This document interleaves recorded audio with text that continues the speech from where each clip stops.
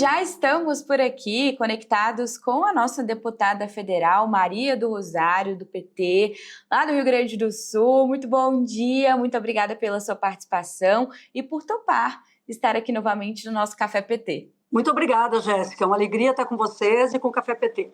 Maravilha. A gente já começa falando, deputada, sobre o projeto que a senhora é autora, né? Esse projeto que institui a Política Nacional de Prevenção ao Assoreamento de Rios, que foi aprovado recentemente pela Câmara dos Deputados. Eu queria que a senhora trouxesse para a gente, nesse primeiro momento do nosso Café PT, quais são os principais pontos, né, desta política, do projeto, que a gente esmiuçasse ponto a ponto desse projeto, desse programa tão bacana.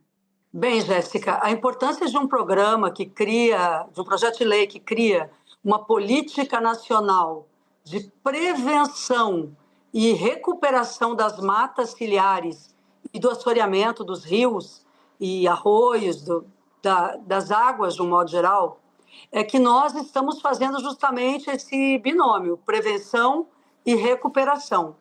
Nós estamos num período da COP30, onde os elementos referentes ao meio ambiente são chamados a uma prioridade muito grande. Mas não só pela COP30, que é a Conferência do Clima, nós já nos demos conta há muito tempo que as mudanças climáticas vieram para ficar e que exigem da gente uma atitude em termos de políticas públicas de prevenção e recuperação. E as águas, a dimensão dos rios, dos arroios, dos mananciais, nós que vivemos aquela grande enchente no Rio Grande do Sul por 2 vezes no ano de 2024 e também em 2023, nós verificamos a situação em que estão o entorno dos rios, dos lagos, dos arroios, das águas de um modo geral, tanto no ambiente urbano quanto no ambiente rural. A erosão, o assoreamento, a erosão das margens leva ao assoreamento dentro do leito dos rios e dos arroios. Mas antes disso tudo, houve a destruição da vegetação, que são as matas ciliares. Ora, a água potável e limpa, a água para o consumo humano, dos animais, para a vida, é um elemento essencial, indispensável para a vida. 2 processos aconteceram no Brasil ao longo destes últimos anos, mesmo antes do presidente Lula chegar, e ainda continuam acontecendo no âmbito dos estados e municípios. De um lado, a privatização, que é a transformação da água em mercadoria, e, portanto, o que é essencial para a vida está sendo transformado em commodity. Existem grandes bancos internacionais que já dizem que a água se equivale no próximo período ao petróleo em termos de ganho e lucratividade que pode dar para alguns. E se esse fenômeno é grave, porque afeta o direito humano ao acesso à água, o outro fenômeno também é grave, que é esse que a lei procura enfrentar, que é a destruição das matas ciliares por um modelo agrícola, um modelo do latifúndio, um modelo que ataca a margem dos rios, que utiliza a água dos rios e que acaba fazendo a destruição dessas matas e, portanto, a margem dos rios inteira fica dentro do próprio leito, no meio às águas, e vai produzindo cada vez mais enchentes a partir do efeito das mudanças climáticas. Então, o projeto de lei visa a proteção dos rios, das margens, da parte interna, justamente para uma reconexão com a responsabilidade que nós temos e a preservação das águas como um direito humano essencial, porque as reservas hídricas são fundamentais para a vida humana, dos animais, para a vida, para todo o ecossistema e, portanto, é uma preocupação e fica constituído com a lei, com a nova lei, que ainda será votado como projeto no Senado, uma política nacional para preservação das matas ciliares e recuperação dos rios, arroios também, com o seu desassoreamento, com base ecológica e manejo que vise a preservação ambiental e o desenvolvimento das regiões por onde esses rios passam. A senhora trouxe muito bem, até porque esse assunto, né, está muito relacionado com o que a gente está vivendo agora. Essa COP30, que é uma COP histórica, acontece no coração da Amazônia e que vai trazer principalmente debates sobre mudanças climáticas. Assunto também super correlacionado com as enchentes do Rio Grande do Sul, que eu queria que a senhora, nesse momento, destrinchasse um pouco mais, porque esse programa, ele acabou ali, né, acontecendo, sendo falado um ano antes das enchentes ali do Rio Grande do Sul, essas enchentes que ocorreram em maio de 2024. A gente traz dados agora e o pessoal de casa vai acompanhando também as imagens na época, enchentes que trouxeram uma grande destruição, afetaram cerca de 2,4 milhões de pessoas em 478 municípios, causando 183 mortes e prejuízos econômicos. Esses prejuízos aí estão estipulados em mais de 88 bilhões de reais. E se essa política já estivesse, deputada, implementada de alguma forma, funcionando na prática, essa enchente poderia ter sido evitada ou os prejuízos poderiam ter sido menores? A gente fala de questão financeira também, mas principalmente de vidas. São vidas que não voltam mais, são famílias que foram completamente destruídas. Exatamente, Jéssica. Bem, são vários fatores associados à situação do Rio Grande do Sul, mas o primeiro deles é a mudança climática sem uma preparação anterior para receber o impacto dessa mudança climática. Mesmo líderes no âmbito local que acabam dizendo que até compreendem o impacto das mudanças climáticas, quando os governos não tomam atitudes e quando nós não trabalhamos efetivamente na preservação, nós não estamos levando realmente a sério o impacto dessas mudanças climáticas. Como tu muito bem apresentaste, quase todos os municípios gaúchos foram afetados. No entanto, também é preciso que se diga que dentro desses municípios, os segmentos mais afetados são aqueles mais do campo dos trabalhadores e trabalhadoras, da classe trabalhadora, que em geral vive na beira de rios e de mananciais, até mesmo em áreas de risco nas cidades. Esses perderam as casas, muitos perderam a vida e que não volta mais. Os prejuízos à vida humana e os prejuízos econômicos também, eles, no decorrer do trabalho posterior, nós identificamos que poderia ter uma ação de prevenção básica, que seria, sobretudo, a recolocação dessas famílias da margem dos rios em outros lugares, mesmo que não desse tempo de recuperar a natureza como um todo. Mas o que nós estamos propondo agora é uma política permanente de monitoramento, que o projeto de lei apresenta, é o monitoramento das margens dos rios, arroios, dos mananciais, dos lagos, e ao monitorar essas margens, o diagnóstico das regiões que são impactadas pela erosão e, com este diagnóstico, o desenvolvimento de políticas públicas de recuperação, através da recuperação do plantio da mata original,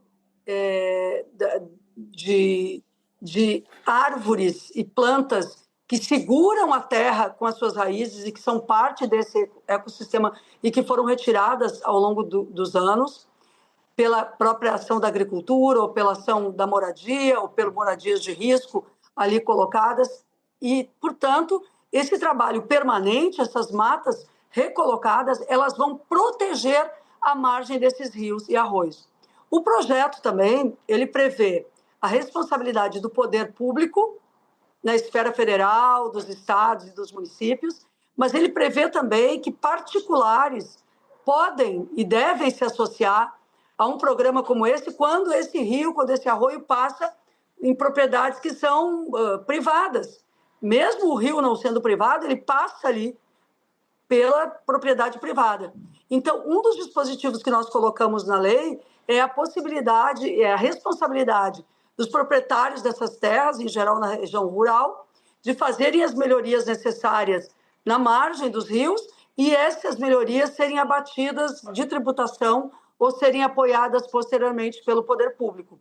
De forma que os recursos públicos estarão colocados, mas também se trata de trazer recursos privados e a responsabilidade desses que são proprietários de áreas por onde passa um determinado rio, porque todo este rio é o conjunto dele que vai impactar na sua área mais final, no seu desaguadouro, antes dele chegar ao mar ou antes dele chegar no estuário, como aqui no Rio Grande do Sul, no Guaíba, portanto, vindo das diferentes regiões, diferentes afluentes, e esse rio vai passando pelos lugares e não adianta simplesmente ter uma política que ele será cuidado em determinada região e não será em outra região. Então, o governo federal, ao implementar esse programa, vai monitorar, fazer o diagnóstico e fazer o plano de ação para a recuperação das matas ciliares. E é discrepante, né, deputada, o quanto que o PT vem tentando aí, principalmente com o seu projeto, reverter essa situação, enquanto a extrema-direita é completamente negacionista. A gente, né, deputada, nós estávamos falando anteriormente sobre a extrema-direita, como eles tentam aí derrubar esse debate das mudanças climáticas. Na semana passada, o próprio deputado Nicolas, né, Ferreira, ele deu uma declaração onde ele queria combater os debates nas escolas sobre as mudanças climáticas, um espaço tão importante onde as crianças, os adolescentes são o futuro do nosso país, e ele tenta, então, cair por terra esse debate tão importante, principalmente durante essa etapa que a gente tem vivido sobre a COP30. Eu queria que a senhora falasse um pouquinho como o projeto prevê alguma medida em relação a isso, sobre esse negacionismo da extrema-direita, e como que a sociedade pode combater. Nós temos aí as redes sociais, os adolescentes cada vez mais engajados com política, com meio ambiente, esse tema tão importante. Queria que a senhora comentasse um pouquinho sobre essa declaração dele, como que isso pode ser mudado com esse projeto. Olha, essa declaração, ela é realmente um exemplo daquilo que de pior existe. Os mesmos negacionistas da ciência que no período da pandemia não aceitavam a vacina e até dificultaram que a vacina chegasse aos brasileiros e brasileiras, o que gerou 700 mil mortos no Brasil. Gente, a dimensão ambiental está no centro do projeto de desenvolvimento de um Brasil que seja democrático e justo, que seja soberano e desenvolvido para todos os brasileiros e brasileiras. Porque, como eu disse aqui a vocês, os efeitos da crise climática não são distribuídos por igual. Os efeitos da crise climática são muito mais graves para as camadas populares, desde o calor extremo até as enchentes, até mesmo a falta d'água, que passou a ser um elemento cotidiano nas grandes cidades, nas cidades médias, ou até no interior do Brasil. Não se trata só de um fenômeno que nós já conhecíamos no Brasil, como a seca, por exemplo, no Nordeste ou mesmo no sul do país. Mas todas as regiões já poderiam ter tecnologia acessível para a água, para a manutenção da água, para o armazenamento. No entanto, tudo se torna mais grave diante dos elementos da crise climática, porque há uma desorganização total do sistema do clima, das estações e de como isso impacta a produção dos alimentos e o acesso à água potável. Então, o discurso da direita contra o debate sobre crise climática é um discurso que quer manter a população de olhos fechados para algo que impacta o cotidiano das vidas deste povo trabalhador e da sociedade como um todo, que compromete a vida humana para o futuro. Além do desconforto e do risco à vida que as mudanças climáticas trazem para o ser humano, elas comprometem todo o ecossistema. E ao comprometerem o ecossistema, elas também acabam produzindo a disseminação de pragas e de doenças que são difíceis de serem enfrentadas também. Então, neste momento da COP30, o desafio que o presidente Lula corajosamente colocou para o país é de enfrentarmos esse discurso negacionista e colarmos o debate sobre o clima, sobre a questão ambiental, sobre a proteção das florestas e das águas, a vida da nossa gente, chamando a população a uma atitude de preservação, de cuidado, de atenção, mas também a responsabilidade dos líderes que devem implementar políticas permanentes de preservação ambiental, que vão desde o manejo dos resíduos e a valorização dos catadores e catadoras como uma dimensão ambiental de saúde e desenvolvimento, geração de renda e desenvolvimento e superação da pobreza, até as questões relacionadas à preservação das árvores, das florestas, do mato, de um modo geral, das águas, por onde quer que elas passem. Do ponto de vista das águas, eu quero dizer que existe uma pobreza associada à negação da água. A gente sempre falava da pobreza como um elemento vinculado ao alimento, aos bens, ao acesso a serviços. É preciso verificar e compreender que o acesso à água potável ou não é um determinante para estabelecer se as pessoas vivem em condição de pobreza ou não. E no Brasil, que já superou o mapa da fome mais uma vez e a pobreza extrema, nós estamos destinados também a pensar a água como um direito humano, constitucional, e o presidente Lula está à frente desse debate hoje. A COP, portanto, não será um episódio no Brasil, mas é um contínuo que está mudando também a cultura brasileira, ainda bem, e sob um governo que não poderia ser diferente, um governo democrático, um governo popular, um governo com o presidente Lula, porque a direita representa devastação e comprometimento da vida e destruição ambiental. Pois é, a senhora trouxe muito bem esse debate. O negacionismo que acontece hoje sobre as mudanças climáticas é o mesmo negacionismo do governo anterior, com a Covid-19, com o presidente na época negando vacina, falando que quem tomasse ia virar jacaré, falando que não era coveiro. Muitas mortes, né, mesmo, deputada, poderiam ter sido evitadas se a vacina tivesse chegado com mais rapidez aqui no nosso país. E, enquanto isso, o deputado Nicolas, que é um deputado jovem, infelizmente muito jovens acabam seguindo, e ele acaba, então, fazendo, né, com que esse negacionismo fique mais forte em relação às mudanças climáticas. Recentemente, nós tivemos aquele tornado no Paraná, até o Enem, que aconteceu ali, a primeira etapa, durante o final de semana nessas cidades, o Enem ele foi cancelado, os alunos poderão fazer a prova novamente em uma outra data, mas acaba sim atrapalhando toda a rotina desses estudantes. Então é uma consequência muito drástica dessas mudanças climáticas. O pessoal de casa também vai acompanhando um vídeo que foi gravado por um morador desse tornado, uma imagem realmente muito assustadora. E eu te pergunto, deputada, que esforço é preciso fazer para evitar os impactos das mudanças climáticas que estão cada vez mais presentes e chegando cada vez mais em outras regiões do nosso país? Foi a enchente no Rio Grande do Sul, agora esse tornado. Que esforços que devem ser feitos para combater essas mudanças? Mais de 1.000 municípios brasileiros estão, Jéssica, permanentemente em uma condição de emergência diante de crises climáticas, principalmente. Estão sempre com um decreto de emergência assinado.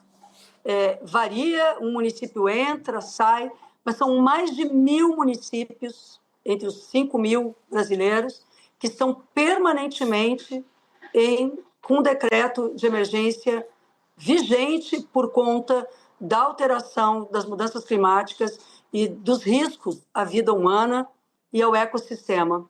Isso são números do Ministério da Integração Nacional, que, em conjunto com o Ministério do Meio Ambiente, tem construído uma política de defesa civil para o Brasil, para nos adiantarmos a esses efeitos da crise climática. Se nós queremos que a vida seja preservada, precisamos preservar a natureza, reconfigurar a infraestrutura das cidades, estabelecer uma agricultura sustentável e vinculada também aos esforços de proteção e preservação ambiental e, sem dúvida, termos no nosso projeto nacional de desenvolvimento centralidade no tema ambiental. O Brasil já tem uma matriz de energia limpa importantíssima, está querendo, inclusive, cada vez mais com a energia eólica avançar e com a energia solar avançar para este terreno, mais do que com as hidrelétricas, que são importantes como matriz energética e são a principal fonte de energia no Brasil, mas também que tem impacto menor para a natureza como um todo, mas impacto para famílias, como, por exemplo, aquelas atingidas por barragens, que o MAB tem trazido tantas e tantas vezes. O MAB tem nos ensinado muito, esse movimento de atingidos e atingidas por barragens, tem nos ensinado muito sobre preservação ambiental no país. E eu creio que alguns países estão muito conscientes. A China, por exemplo, que é um grande país emissor de gases de efeito estufa, já definiu no seu programa de ação e seu projeto de desenvolvimento presente e futuro, uma prioridade para reverter em larga escala, está revertendo essa dimensão da emissão de gases de efeito estufa. Os acordos feitos em Paris, chamados Acordos de Paris, devem ser honrados para a redução de gases de efeito estufa. O Brasil tem colocado aqui dentro do nosso país uma planta importante de produção de automóveis com elétricos e, sobretudo, ônibus elétricos, porque nós estamos tentando sair de uma matriz poluente, de modais poluentes no ônibus, nos carros, para uma responsabilidade maior, contrária à emissão de gases de efeito estufa. A pecuária tem uma presença muito grande na emissão dos gases de efeito estufa, isso precisa ser pensado, mas a medida principal, além do combate aos gases de efeito estufa nas cidades, é também a manutenção das árvores, das florestas, do meio urbano, um modelo de agroflorestas, de extrativismo, um modelo que valorize a nossa biodiversidade, que a preserve e que, portanto, para a gente tenha a possibilidade do Brasil ocupar seu lugar no mundo para a preservação da Amazônia, do Pantanal, do bioma Pampa, do Cerrado, da Caatinga, enfim, dos nossos biomas nacionais, associados também ao que nós vivemos no continente latino-americano e no mundo inteiro.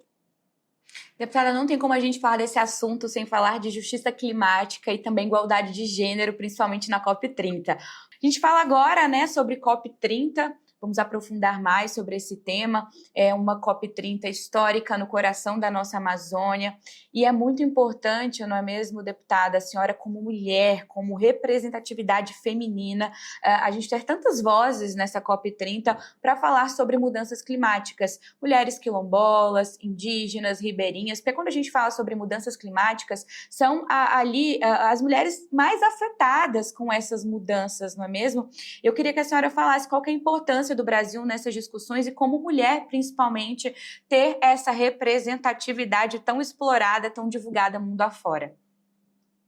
Bem, Jéssica, eu penso que nós podemos ter muito orgulho do Brasil, do papel do presidente Lula e do governo federal em trazer a COP30 para a nossa nação. Há pouco tempo atrás, nós tínhamos um governo totalmente negacionista, que não dialogava com nenhum país do mundo.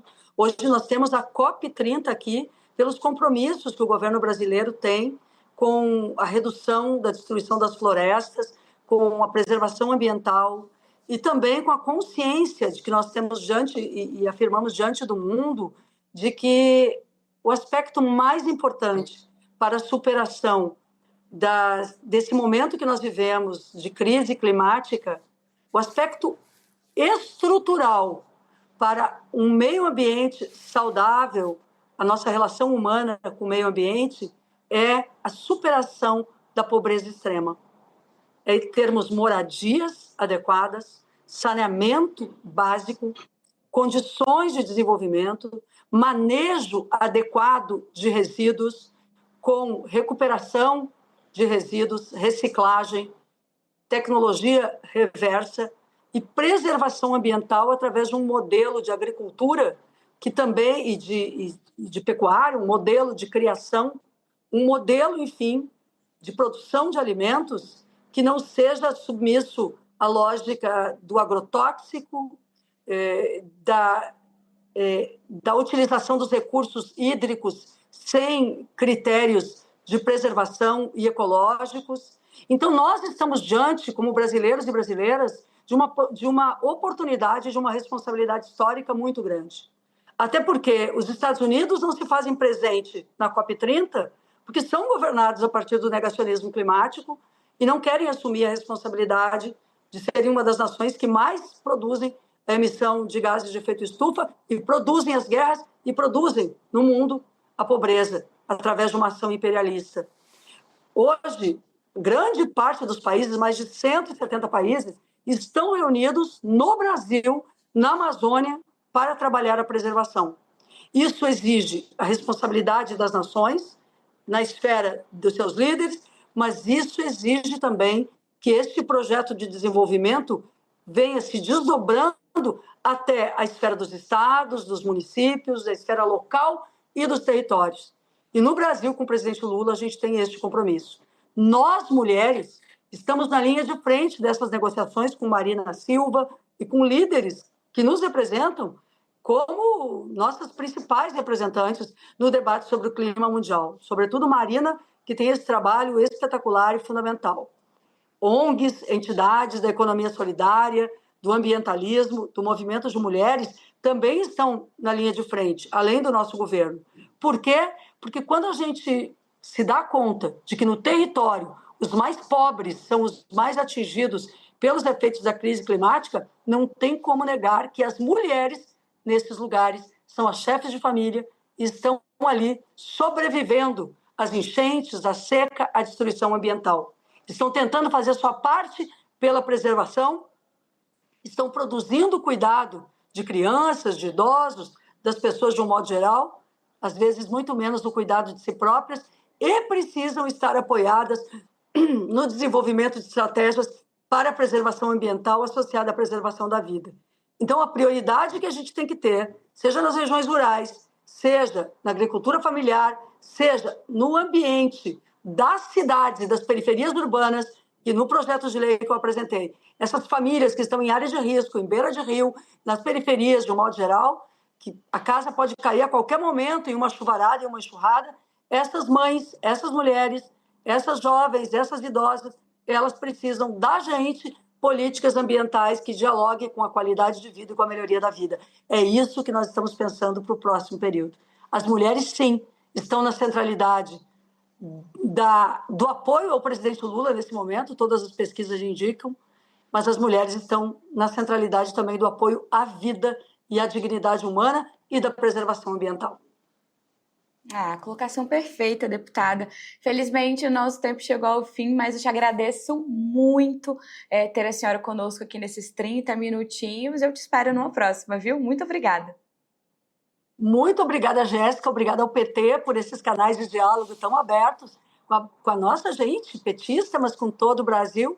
E a gente está aqui para fazer o caminho diferente dos negacionistas, para dizer que nós estamos enfrentando a crise climática com atitudes através do nosso governo, da nossa representação parlamentar e através também da nossa gente dos movimentos sociais. Forte abraço. Um abraço para a senhora.